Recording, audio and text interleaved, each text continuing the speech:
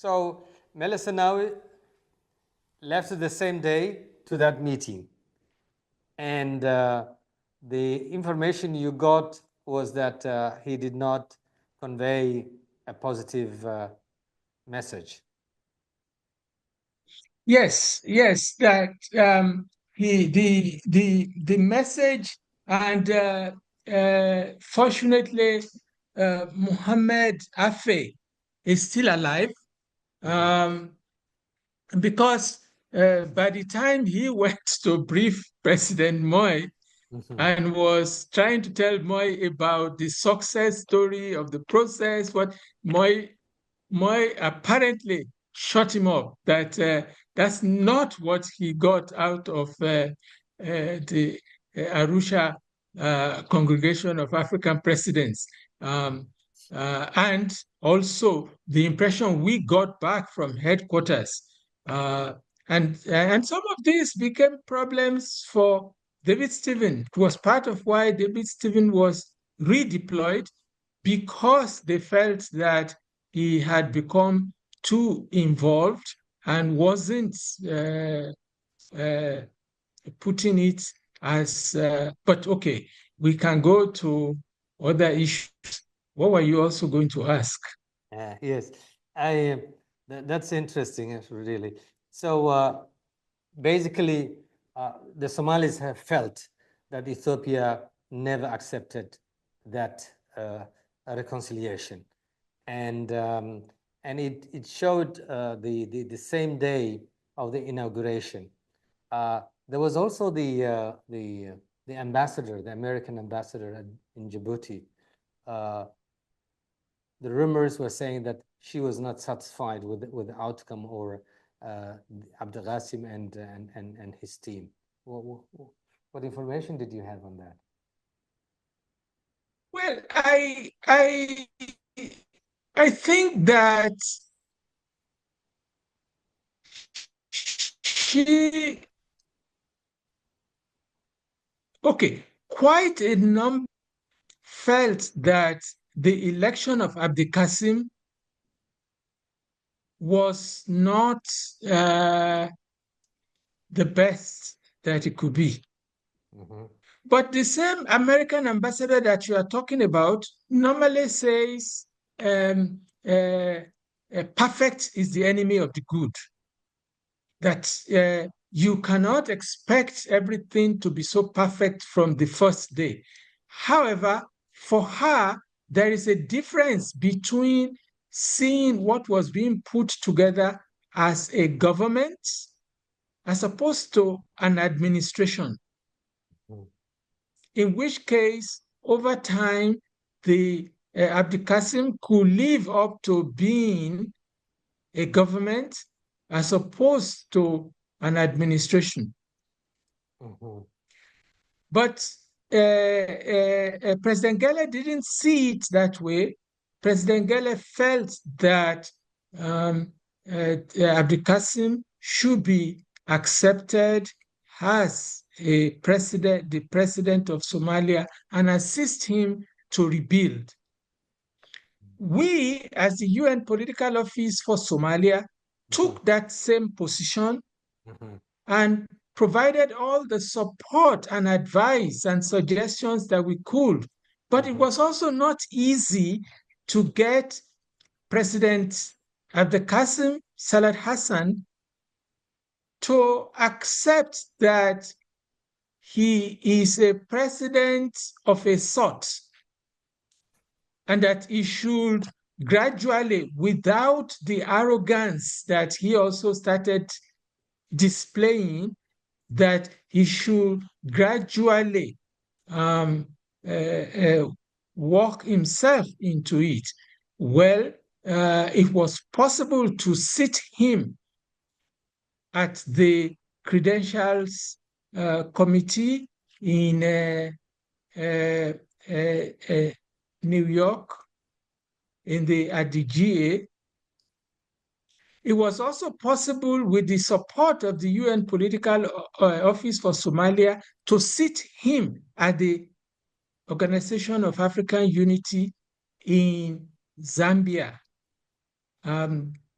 the the last meeting of the OAU that transited to the African Union when they subsequently met in Durban.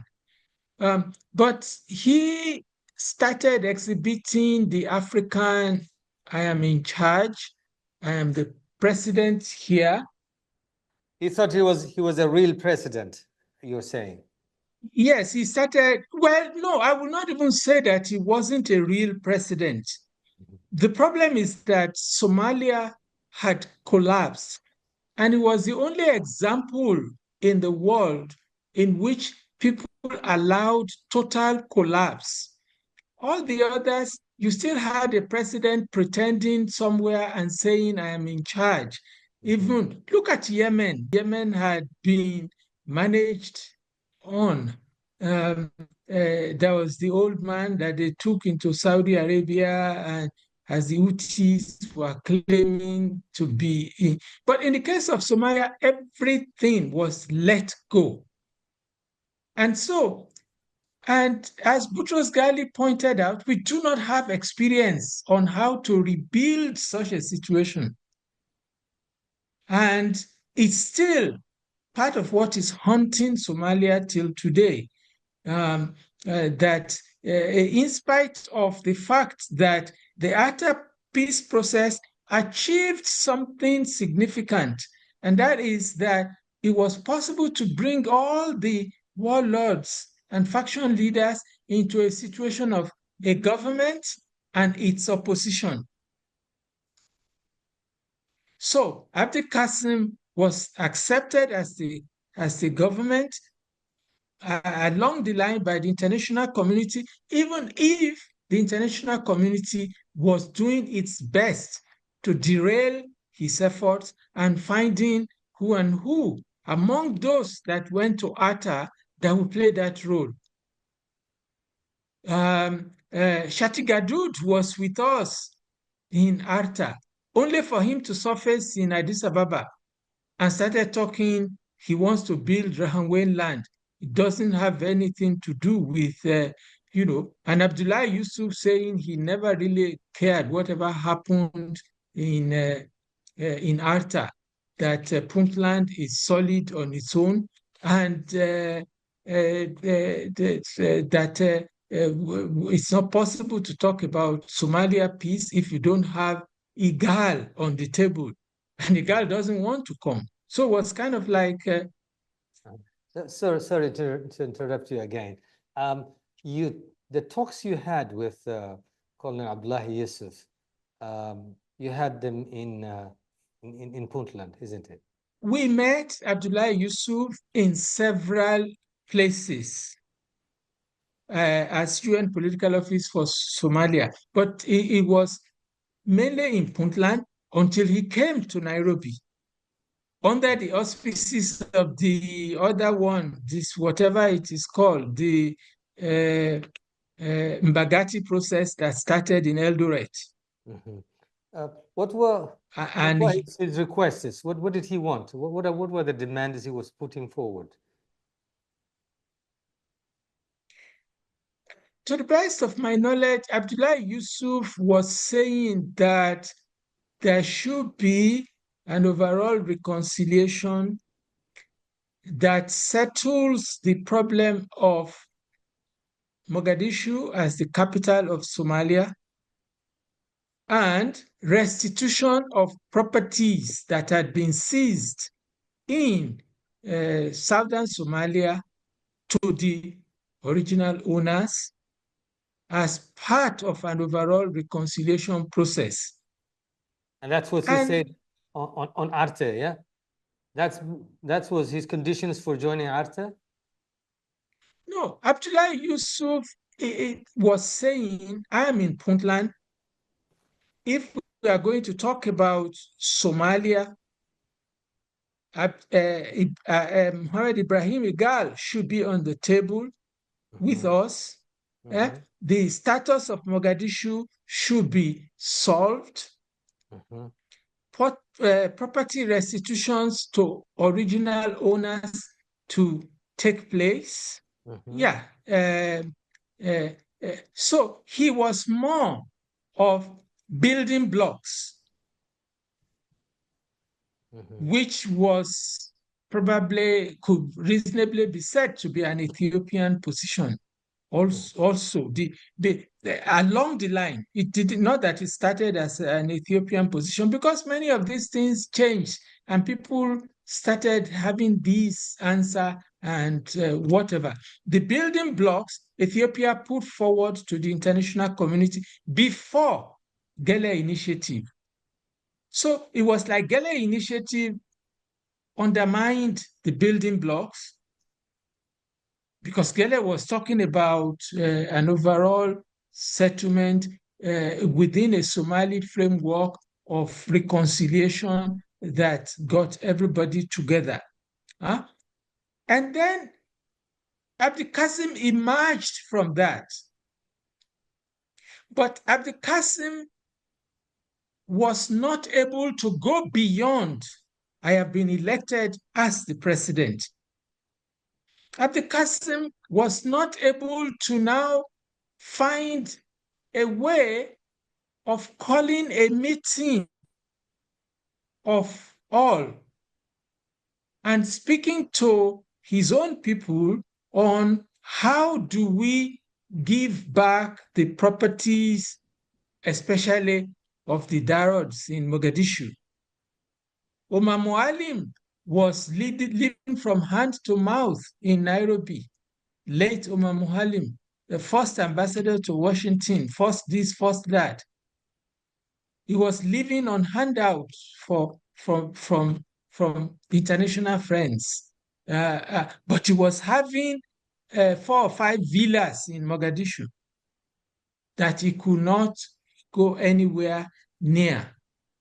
And so all these were things that we hoped, David Stephen and I hoped, would be addressed by the president as he starts getting support from here and there. In fairness to him, no support was forthcoming either, because the international community were not excited about the way Gele largely kept them out of it until he finally said, okay, but it should be commended that he could even go back into Mogadishu.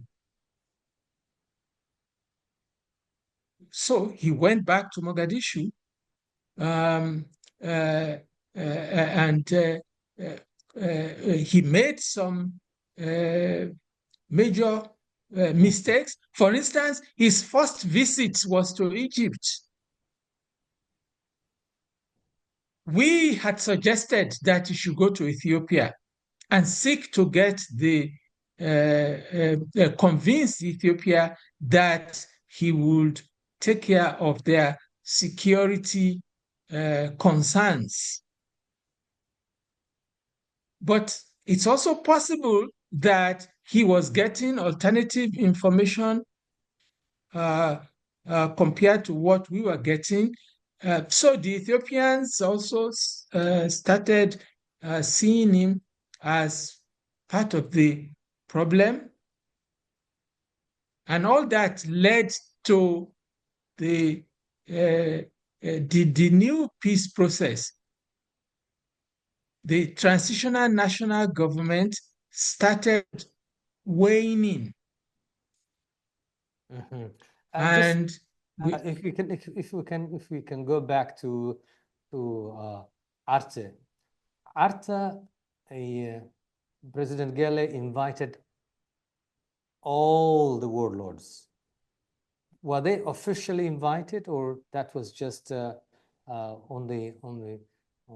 informally or on the media?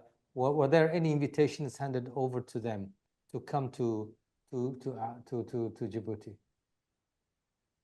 We must be fair to President Gele.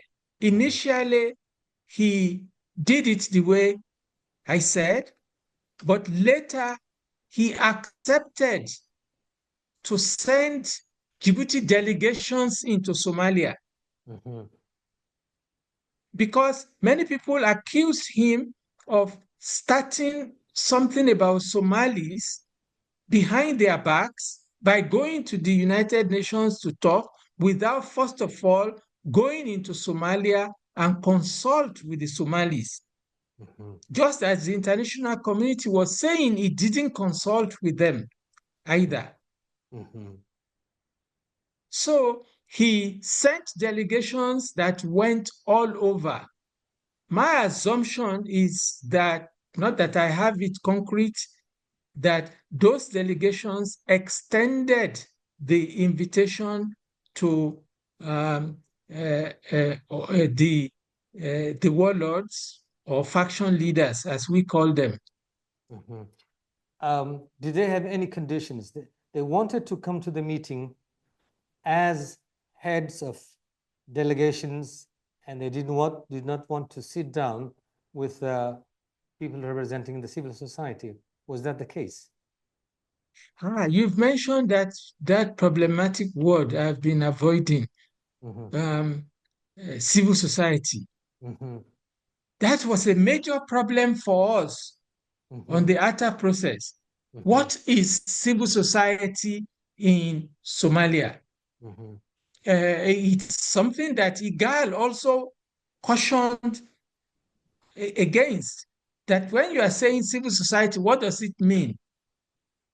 The religious leaders, the traditional leaders, or the bunch of people in Mogadishu who were calling themselves civil society with support from the international community, as everything had broken down. So there were difficulties in dealing with all this. However, the faction leaders had been enjoying the prime of place because they controlled the guns. They had the power. The clans gave support to their militia. They provided the men who stepped forward. They got paid for the technicals that are being used, belonging to. So if they can rampage here and there and gather money and the clan, they can continue to hold sway. Now, you want to stop that. That's confrontation. So you need a lot of tact to be able to stop that. And I believe President Gele tried, but it wasn't easy to reach the conclusion that they will willingly vacate power and say we are no longer interested. I remember Gebiu. Gebiu had been ejected from the Kismayo area. And whatever he owned in all that places, talking about how can he go to any meeting that before that is given back to him. So there are several different positions. There wasn't a meeting of warlords saying we have all agreed that we will not participate. Every individual had their own position as to why they are not going to ATA, and they were looking for alternative places to go to. Now, let me ask you this question. There are people who say, had the low warlords, the faction leaders come to ARTA conference, there would have not been a government emerging from that process. What do you think? I would say it's reasonable to think that way because of all the earlier experiments with the warlords or the faction leaders that had failed to provide any solution. It had started with Ali Mahdi Muhammad and Muhammad Farah Aidid.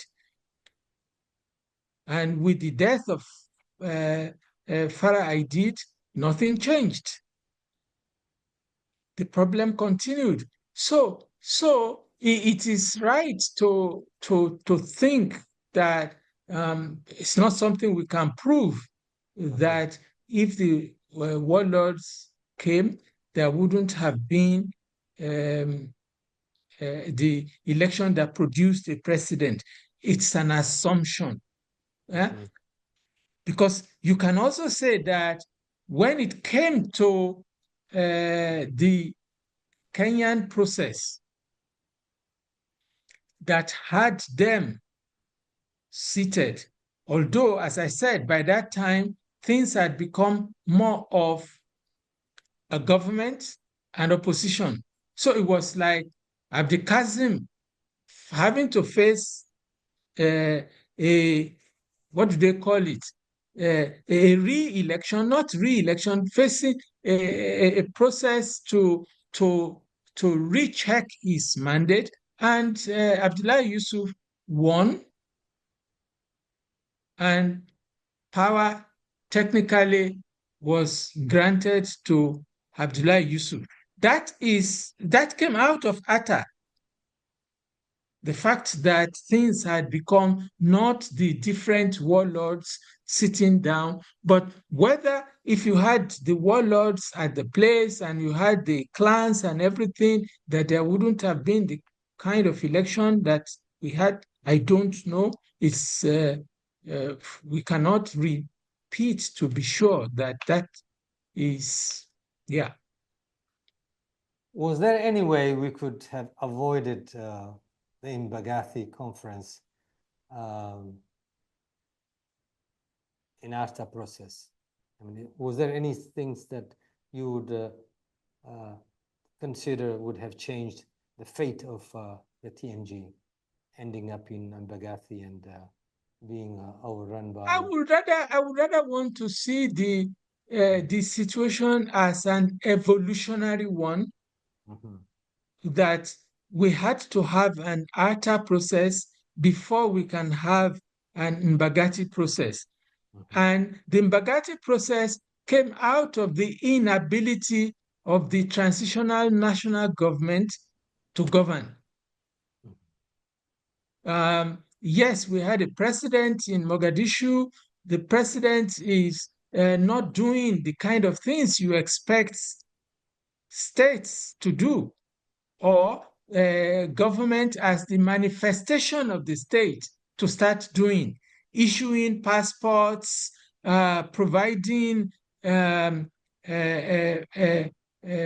the register of births and deaths. That wasn't happening. Nothing concrete. You aren't having the police that everybody had confidence in. Even if it will mean police in Puntland working with the police in Mogadishu to have the semblance of a single command structure. So we defined somebody as the president of the country, but he couldn't go beyond his immediate clan or even sub-clan in Mogadishu, or even sub-clan. Because how do you explain him and Osman Ato and Hussein Aidid and all the rest of it in not accepting that we have a president properly so-called, we are the same Habagidr, let's, you have it now, move forward. He had the support of people like Ulus. But beyond that, it was far and between. It was ourselves. We didn't have money. Those who have money were not giving him money. All we could get are some paltry of support from UNDP in terms of the peace dividend that everybody expected should follow, that could have also supported his capacity to govern. But on hindsight, maybe he could have, with Djibouti, sought alternative sources of funding from the Gulf, as opposed to the focus on the European Union, etc. Professor, thank you very much for your time. We are at the end of our interview. You have been involved in the Somali political reconciliation, peace building, state building for quite some time. And of course, a lot of things happened after you have left. But that experience and the experience you had in similar situations of conflict, what would you advise? What advice would you give to the Somali people in general and to the youth in particular? That's a tough question. One that I am not in a position to answer, because that would be like wanting to play God. Because as I said earlier on, no other country was allowed to fall totally apart. And Boutros Ghali recognized that problem and called on the world that the Charter does not allow him. You cannot, for instance, as some Somalis were saying, let the UN revitalize the trusteeship council and UN take over the trusteeship over Somalia. But the Charter of the UN is against that. So you could not then say that we are going to turn Somalia into a trust territory and we are going to get everybody to. So the world decided that we will live with Somalia as is. Yes, if there are terrorists there, we go, especially the United States, and perhaps some of its coalition of the willing, we go up there and bomb them. We will have to live with whatever is on the ground. I think maybe even Ethiopia itself is not as gung-ho anymore about the fact that everybody has come to see that yes, it's probably cheaper to be having these, and something that I left out of what we are saying so far was a speech that President Moi made after office in Washington to the US Military Academy. And he said that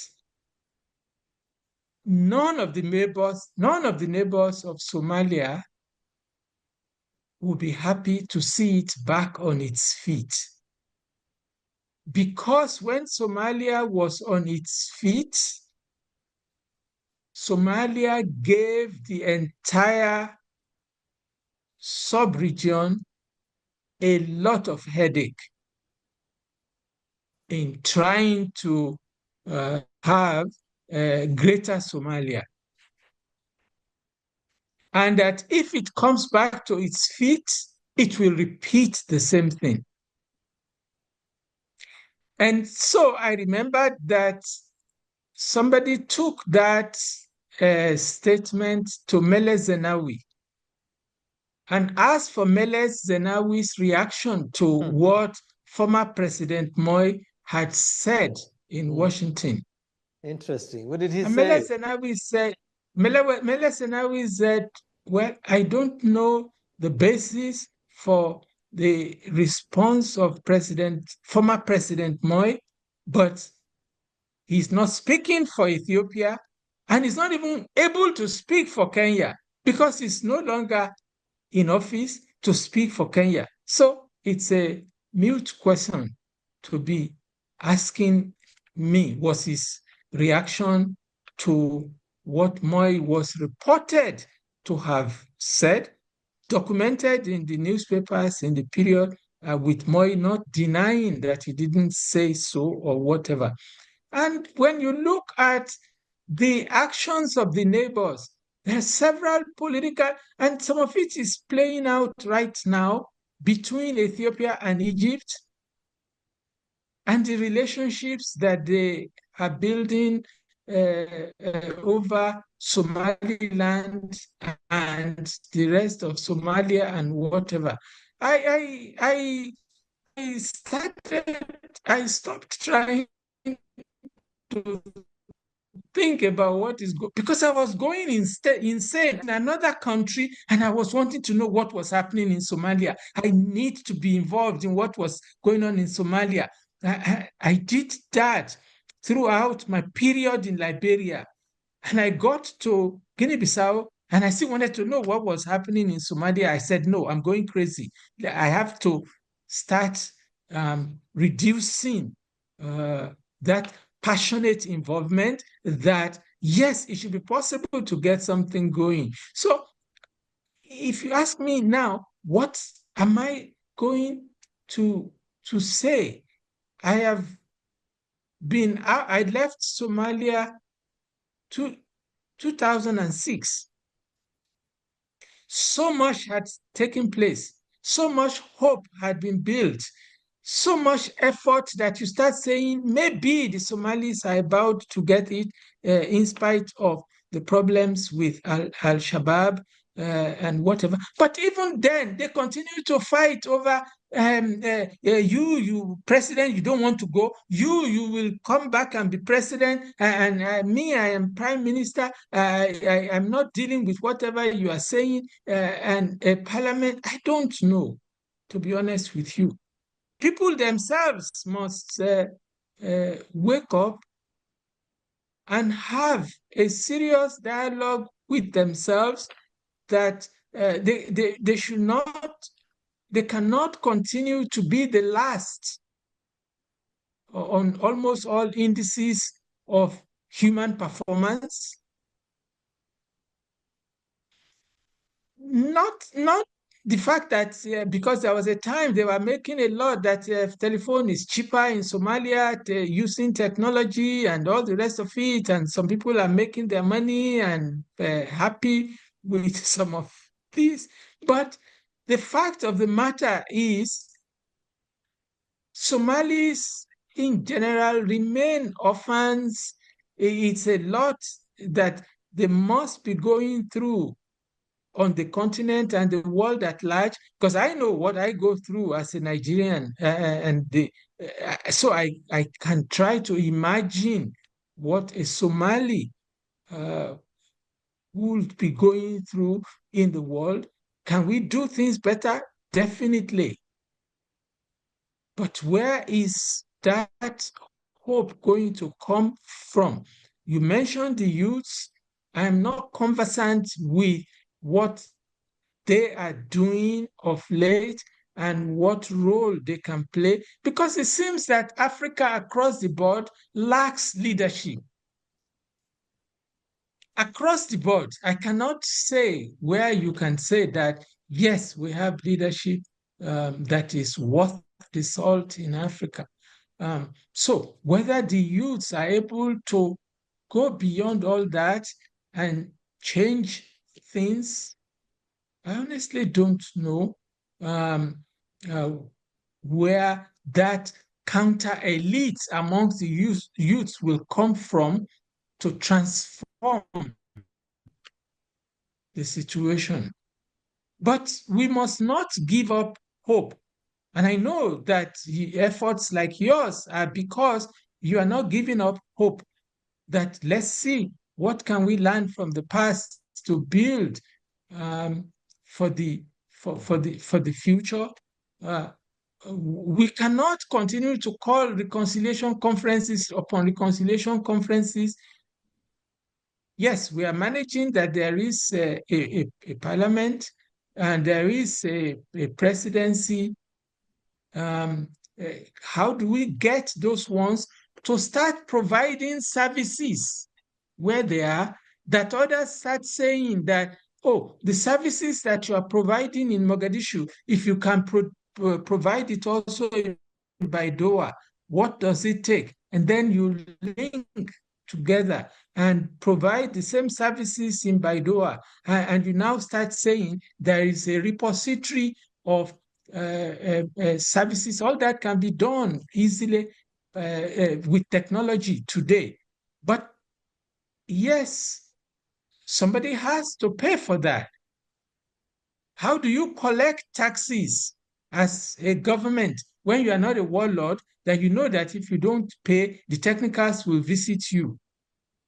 These are fundamental issues that need to be thought through, or to see if you can win back people into supporting the idea.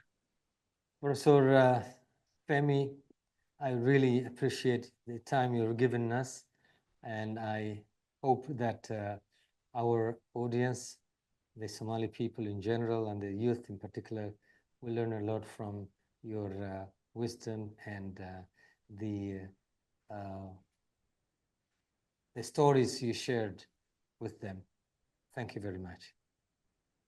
Yes, before, it's been nice reminiscing. You made me consult my notes and everything, and I appreciate the opportunity to see if I can still make contribution from my not too tired retirement. I thank you very much for the opportunity. You're most welcome. Thank you.